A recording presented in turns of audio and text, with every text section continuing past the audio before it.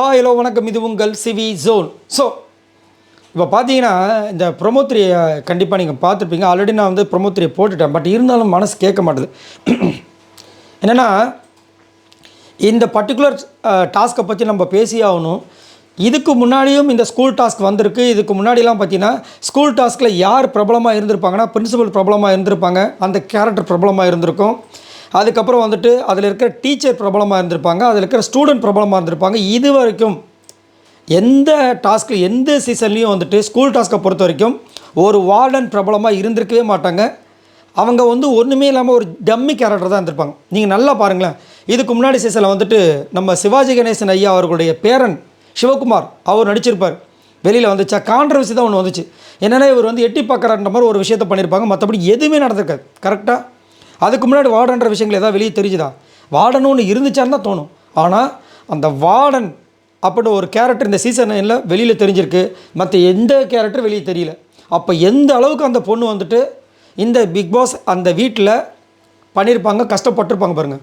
ஒரு நாளும் ஒரு நாள் கூட அழாமல் இருந்ததே கிடையாது. அதே மாதிரி மினிமம் 2 வாட்டி 3 வாட்டி அழுதுகிட்டே இருப்பாங்க. இதில் ஹெல்த் இஷ்யூ, அவங்களோட personal health issue, varicose vein problem, மன உளைச்சல், இதில் கூடவே வந்து இந்த எஃப்ஜே பண்ண முளமாரித்தனம். எவ்வளவு அந்த ஒரு நெஞ்செழுத்து இருந்துச்சுன்னா, ஒரு தப்பை செஞ்சுட்டு நான் அதை காலையில் பார்க்கவே இல்லை. காலையில் தான் வந்து மார்னிங்கில் வந்து லைவில் போட்டிருக்காங்க போல இருக்குது. காலையில் வந்து அதை சொல்லியிருக்காரு சாண்ட்ரா முன்னாடியே, எனக்கு இந்த அடி வந்து பெரிய அடி இல்லை, நான் வேணுன்ட்டு விஜே பார்வதியை வேலை வாங்கணும்னு பண்ணியிருக்கேன்னு. நீங்கள் என்ன வேலையை செஞ்சு கிழிச்சிங்க? இந்த வாரம் என்ன பண்ணீங்க? விஜய் சேதுபதி சார் வந்துட்டு ஃபஸ்ட்டு ப்ரோமோவில் கொஞ்சமாக இது பண்ணார், 2வது ப்ரோமோவில், 3வது ப்ரோமோவில் கிளிக்கும் போது நம்மளுக்கு சந்தோஷமாக இருக்குது. பண்ணுங்க சார், இவங்களாம் விடாதீங்க. எவ்வளோ எண்ணங்கள் பாருங்கள். இந்த சின்ன வயசுலேயும் இந்த பையனுக்கு ஏன் இவ்வளோ புத்தி இப்படி போகுதுன்னு எனக்கு ஒன்றும் புரியல. ஏன்னா நல்ல திறமையான பையன் இந்த பையன். டான்ஸ் அந்த ஃப்ளிப் பண்ணுறான். நேற்று நைட்டு வந்துட்டு ஒரு சாங்கு இந்த பையன் எஃப்ஜேவும் கானவனது பாடுறாங்க. ஒரு சூப்பராக இருந்துச்சு அந்த இது, செம்மையாக இருக்குது. ஸோ இந்த திறமையெல்லாம் இவ்வளோ சூப்பராக வச்சுக்கிட்டு எதுக்கு இந்த பையனுக்கு இவ்வளோ அந்த ஒரு ரவுடித்தனமான ஒரு ஆட்டிடியூடு, இந்த மாதிரி ஏமாத்துகிற வேலை? அந்த பொண்ணு ஏற்கனவே எவ்வளோ கஷ்டப்பட்டுருக்கு. அதாவது சுற்றி கிச்சனுக்கு வெளியில் இருந்தவங்க கூட பார்த்துருக்க மாட்டாங்க இந்த பொண்ணு படுற கஷ்டத்தை. ஆனால் இந்த பொண்ணு படுற கஷ்டத்தை பக்கத்துலேன்னு பார்த்த ஆள் இவர் தான், எஃப்ஜே தான்.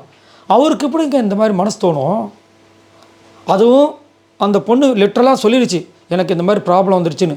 இதில் என்ன கொடுமை தெரியுங்களா? அந்த அடிப்பட்ட உடனே பிரின்சிபல் வந்துட்டு இவர் இவர் வரமாட்டார், நீங்கள் தான் தனியாக பண்ணணும்னு சொன்னோடனே போய் ஹெல்ப்புக்கு கெஞ்சுறாங்க. பிச்சை எடுக்காத குறையாக கேட்குறாங்க, வரவே மாட்டேன்ட்டாங்க. அதுக்கு ஒரு அழுகை. இதில் இன்னொரு குடும்பம் நடந்துச்சு. இதெல்லாம் பிரச்சனை கேட்பாரான்னு தெரியல விஜய் சேதுபதி. அவ்வளோ விஷயங்கள் பண்ணிவிட்டு சாப்பிட்டுட்டு இருக்காங்க.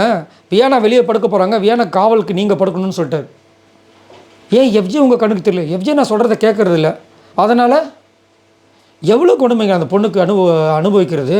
இதெல்லாம் அப்பா, அதாவது லிட்டரலாக உண்மையிலே சொல்கிறான்னு அந்த ப்ரொமோவை பார்த்து அந்த பொண்ணு கண் கலங்கும் போது நம்மளுக்கு, ஏன்னா இப்போ இல்லை, அந்த பொண்ணு இந்த வாரம் பட்ட கஷ்டங்களை பார்க்கும்போது கண் கலங்குச்சு.